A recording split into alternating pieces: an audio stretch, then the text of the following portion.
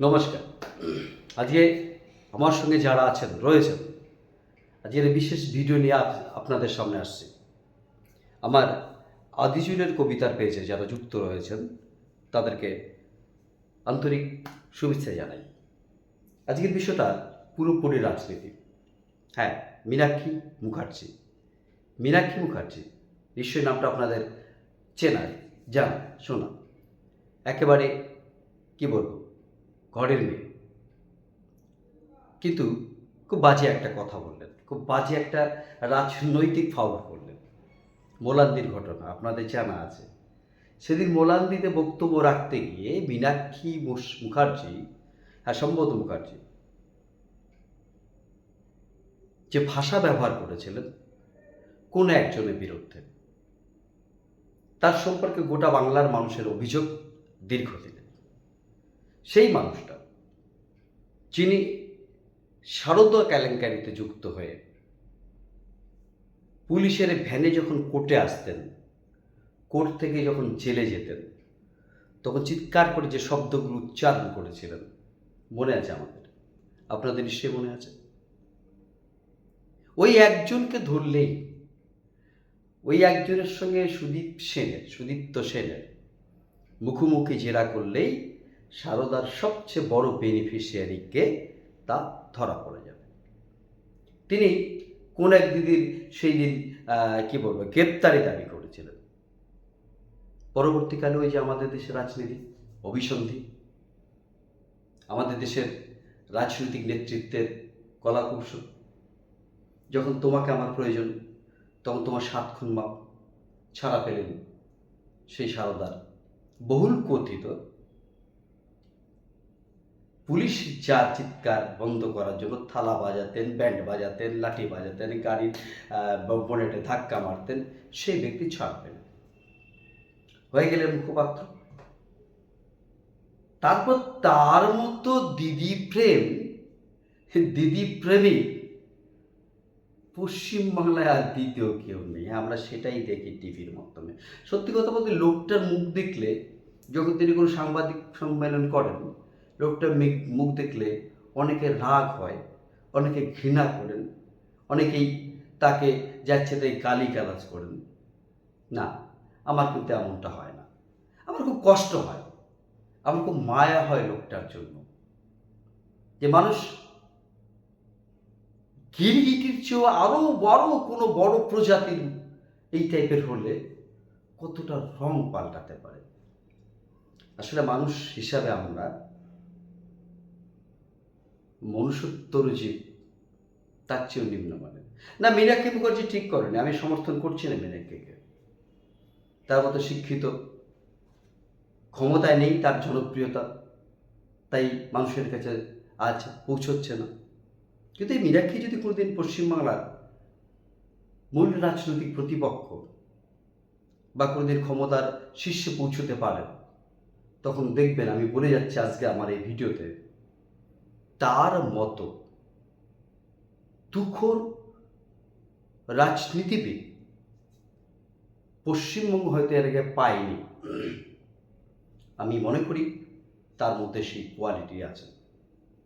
এখানেও একজন রাজনৈতিক নেত্রী, তিনি যখন কোনো প্রজাতিকে গালি দেন, কোনো প্রজাতির নাম ধরে কোনো মানুষকে গালি দেন, তখন আর কিছু হোক না হোক সেই প্রজাতিরা লজ্জা পায়। তাদেরও একটা সম্মান আছে, তো তাদেরও একটা সম্মান আছে। তাদেরকেও মানুষ বাড়িতে পোষে, পালন করে, তারা অর্থনীতিকে চাঙ্গা করে। তো যে ব্যক্তিটাকে সেই ভাষায় গালি দিয়েছেন, তারা সেই প্রজাতিগুলো অপমানিত হয়েছে। মীনাক্ষী ঠিক করেনি, সমর্থন করছিলেন মীনাক্ষীকে। তারপরে বাম মানেই, রাজনীতি মানেই যেন একটা বাড়তি প্রত্যাশা মানুষের। বামেরা এই হবে না, বামেরা ওই হবে না, বামেরা দুর্নীতিগ্রস্ত হবে না, বামেদের মুখ ভালো থাকবে, রাজনৈতিক ব্যক্তিত্ব থাকবে, আদর্শবোধ থাকবে, নানান কিছু প্রাপ্তি বামেদের কাছেই যতটা।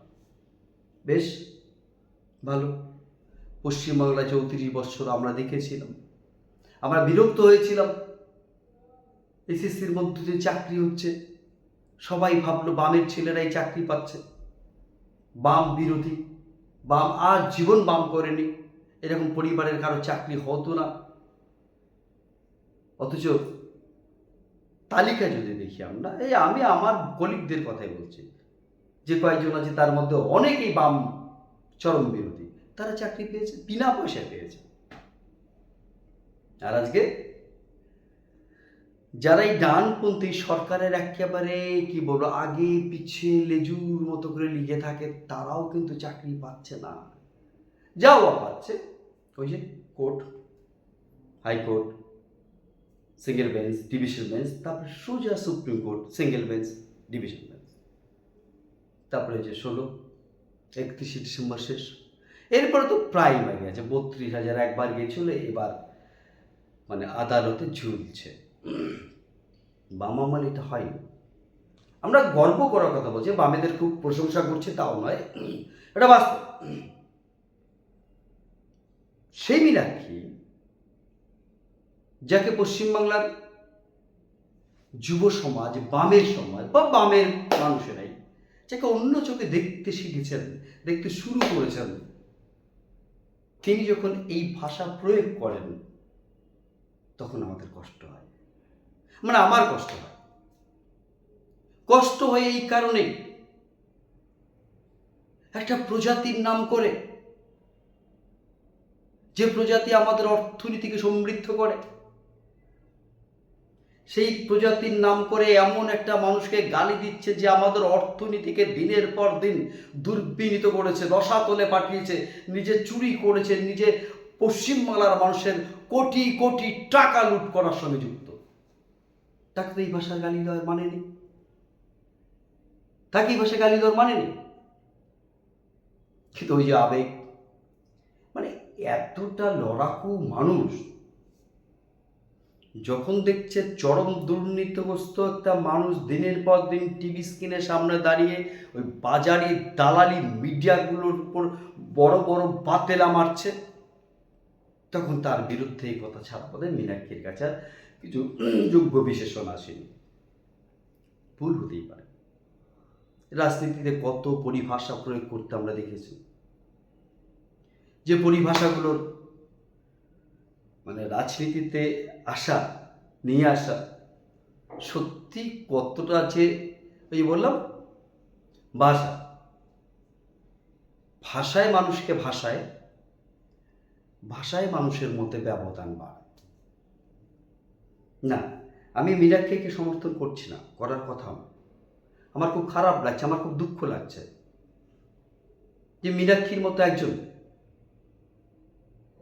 শিক্ষিত, মার্জিত, রুচিবোধওয়ালা নেত্রী, যিনি একটা নির্দিষ্ট আদর্শে বিশ্বাস করেন, তাকে ওই ব্যক্তির সমকক্ষ হয়ে তাকে গালি দিতে হবে, এটা মীনাক্ষীর কাছে আমি প্রত্যাশা করিনি। আরো আরো মীনাক্ষী উঠুক, মীনাক্ষী লড়াই করুক, কিন্তু ওই যে বিষয় একটা আছে বামেদের মধ্যে, আমাকে ছেড়ে তুই আগে উঠবি, আগে যাবি, পিছন থেকে টেনে ধর।